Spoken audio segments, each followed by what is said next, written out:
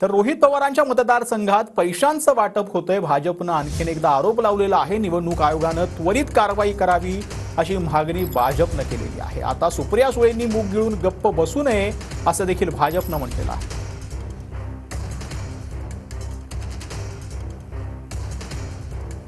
तर भाजप महाराष्ट्राने काय ट्विट केलं ते आपण पाहतो आहोत। कर्जत जामखेड मतदारसंघात रोहित पवार यांच्या बारामती अॅग्रो कंपनीचे अधिकारी पैसे वाटत असल्याचं उघड झाल्याचं महाराष्ट्र भाजपकडनं म्हणण्यात आलंय।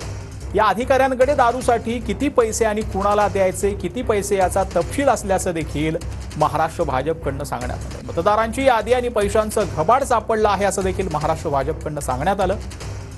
निवडणूक आयोगानं यावर त्वरित कारवाई करावी आणि सुप्रिया सुळे या प्रकरणी मूग घेऊन गप्प बसू नये असं देखील महाराष्ट्र भाजपनं म्हटलेलं आहे। संजय राऊत साहेब, यावर तुम्ही काही बोलणार आहात का?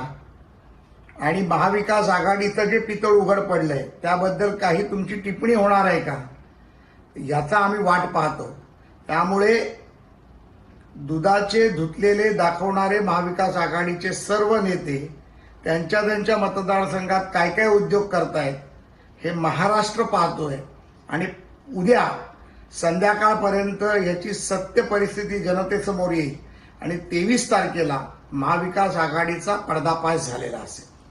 भाजपचं राजकारण फार पलीकडे गेलेलं आहे। जर सामान्य लोक घाबरून मतदानच करणार नसतील तर मग उद्या जाऊन सामान्य लोक नाही तर चांगले प्रतिनिधी कसे निवडले जातील? जी काही अमाऊंट आहे ती फार लहान अमाऊंट आहे आणि ती लहान अमाऊंट असली तरी त्यात बऱ्यापैकी मॅनिप्युलेशन झालेलं आहे। बऱ्याच काही गोष्टी झालेल्या आहेत, पेपरवर काही गोष्टी लिहून घेतलेल्या आहेत दबाव तंत्रातून आणि बरंच काय। त्यामुळे कुठेही दिशाभूल होऊ नये याची दक्षता मीडियाने सुद्धा घ्यावी आणि सर्व राजकीय नेत्यांनी तिथं घ्यावी।